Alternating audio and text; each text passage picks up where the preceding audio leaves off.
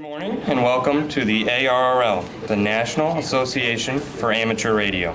My name is Jacob John Frito, and my amateur radio call sign is Kilo Charlie 1, Lima Yankee Papa. I will now ask for you guys to join me in the Pledge of Allegiance. I pledge allegiance to the flag of the United States of America and to the republic for which it stands, one nation, under God, indivisible, with liberty and justice for all. We will now observe a moment of silence to remember those who have died recently, especially those silent keys who are remembered for their contributions to the amateur radio service.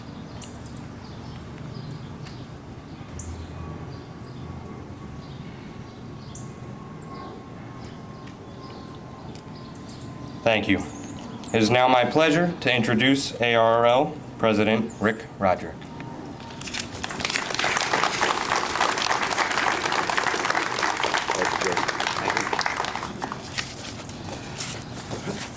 I think I'm back in Arkansas with all this heat and humidity we've got this morning, but it sort of feels good for a change. Jacob, thank you. Thank you for opening the ceremony this morning, and we're proud that you're one of the 122 ARRL Foundation Scholarship recipients this year, young men and women who are already active radio amateurs, and we wish you the best going off to college this fall, and congratulations.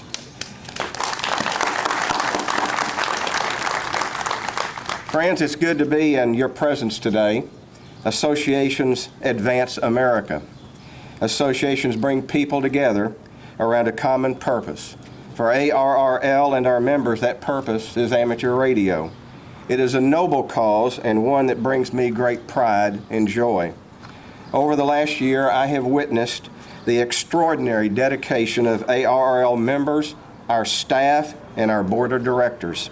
Without skipping a beat, we have worked together to equip our members with the opportunities they need to serve an active and vibrant amateur radio service for our country.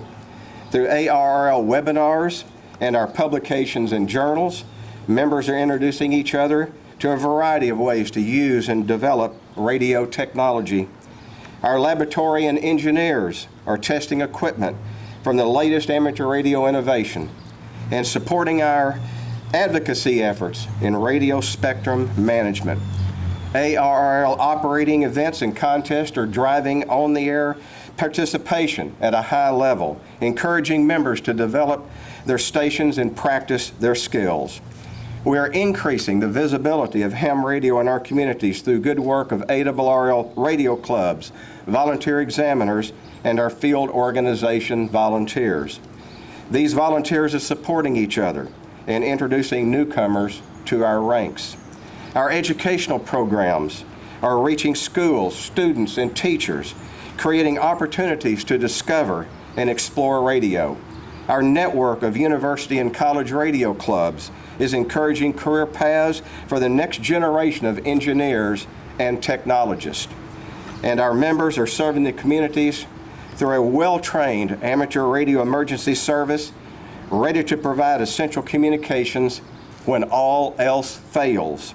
There is much to celebrate here today, and I want to thank all of our honored guests, partners, ARRL staff, and board members for your participation today and for our collective recommitment to ARRL and our members.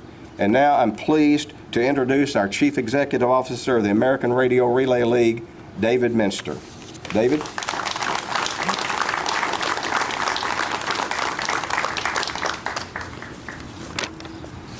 Thank you, Rick. What a beautiful morning. It's nice to see the sun finally after many weeks of rain, right?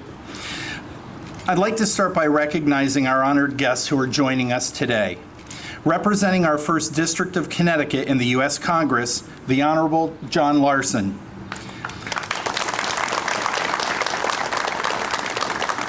Representing our 9th District in the Connecticut State Senate, the Honorable Matt Lesser.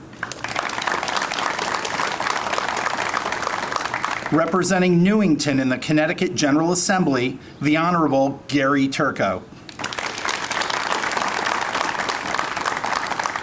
For the National Weather Service, Mr. Glenn Field.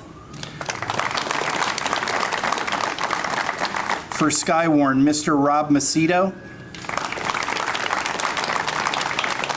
For the American Red Cross, Mr. Rosti Slabicki.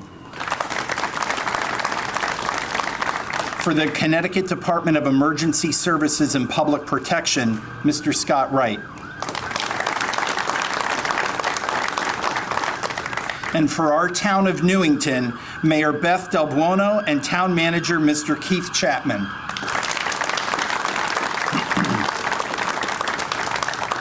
I also want to recognize our colleagues here today from the International Amateur Radio Union, the Radio Amateurs of Canada, and the participants of our ARRL Teachers Institute.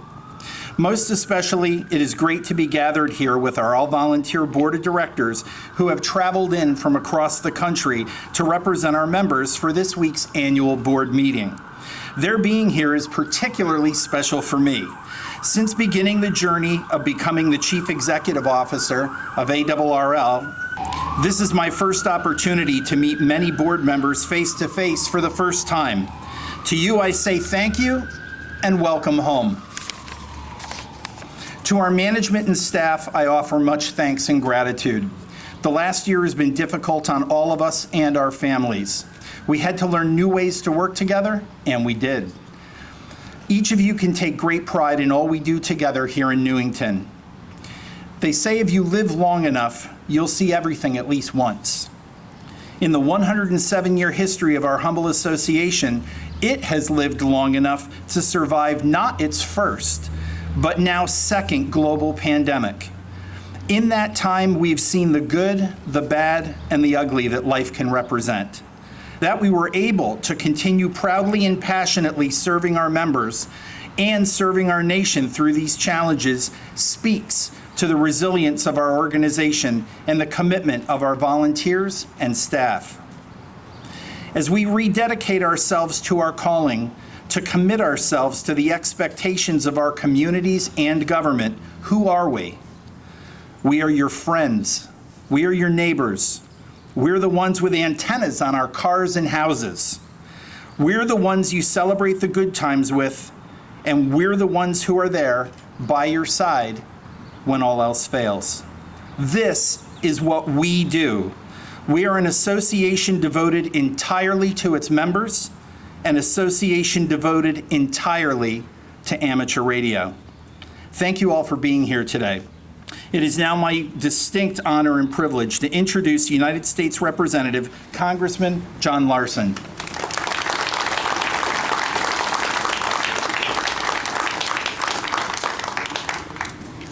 Well, thank you, David. It's great to be here this morning and great to learn even more about the association. I mean, what a remarkable history. I have about a 50-minute speech, and I especially wanted to take the time to deliver it for you board members. Unlike the employees who had the wisdom to stand in the shade, you guys were over here. I'm happy to be here with Senator Lesser and Representative Turco as well, but I think it was Shakespeare who said it best, brevity is the soul of wit. So let us cut right to the chase. This is just a terrific day, and to see a young man like Jacob receiving a scholarship and going on to Central Connecticut is even grander. So let me say, on behalf of the entire congressional delegation, Senators Blumenthal and Murphy, and our 5 members in Congress, David, if you would come forward and receive this Certificate of Special Congressional Recognition, the National Association for Amateur Radio, in recognition of the dedicated and phenomenal service that ARRL and its members give to the state of Connecticut.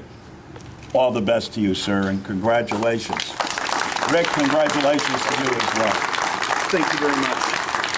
How was that for brief?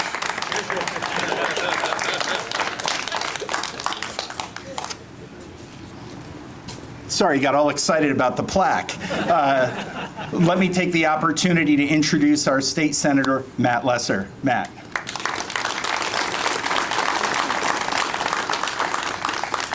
the plaque always throws them. So no, it's great. It's great to be here, and it's great to follow Congressman Larson in congratulating the association on this incredible occasion. It's so important to see the work that amateur radio is still doing across our country to keep people safe. Just last week, activating to keep people safe during Tropical Storm Elsa. Just last night, I was in a meeting with insurance executives talking about a new problem that's threatening our critical infrastructure across our country, the threat of ransomware.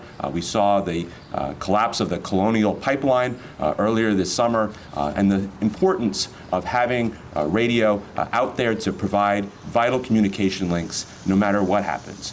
So it's great to have this important resource in Newington, and it's great to have my colleague, Representative Gary Turco, here with me, who also represents the town of Newington. I'm excited to be here in 100 more years to celebrate and rededicate you once again. And please call on me if I can be of any help. And I bring my congratulations from the Connecticut legislature. Thank you.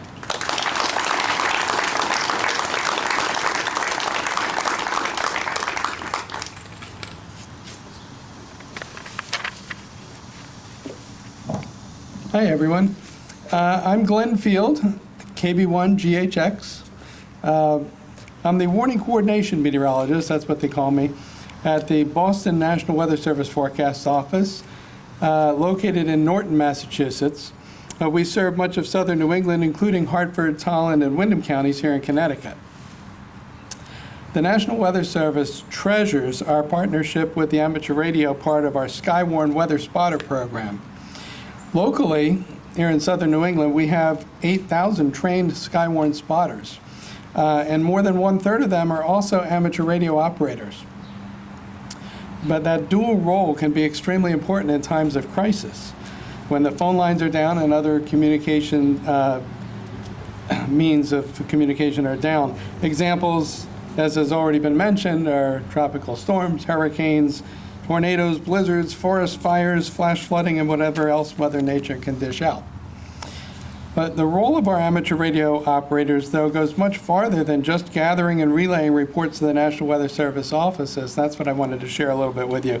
Our hams help assess which areas were hardest hit, which allows us to zero in on areas in which we want to conduct our storm survey, and then maximizes our productivity when we're out in the field. Our amateur radio volunteers are so in tune with the weather that they self-activate ahead of any severe weather threats. Also, they find the Skywarn training venues for us, that used to be a full-time job for us, and even assist in the actual training of our Skywarn volunteers. And that's a tremendous help. And I'll never forget how it was a beautiful sunny day, kind of like this, on 9/11. And our amateur radio operators called the weather office to see if we needed help. And at first we were confused since it was a beautiful day and weather wasn't an issue, but we soon came to realize that the phone lines became jammed, and had there been a communications issue, their presence would have been very useful indeed. So they were thinking ahead, as they always do. So the amateur radio folks that deal with all of our officers are so much a part of us at the National Weather Service that we sometimes forget that they're volunteers, and thus we forget to thank them for all that they do.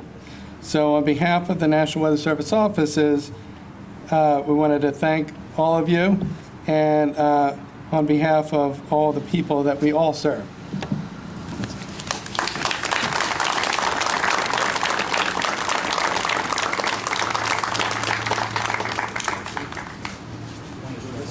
One, two, three. Hey!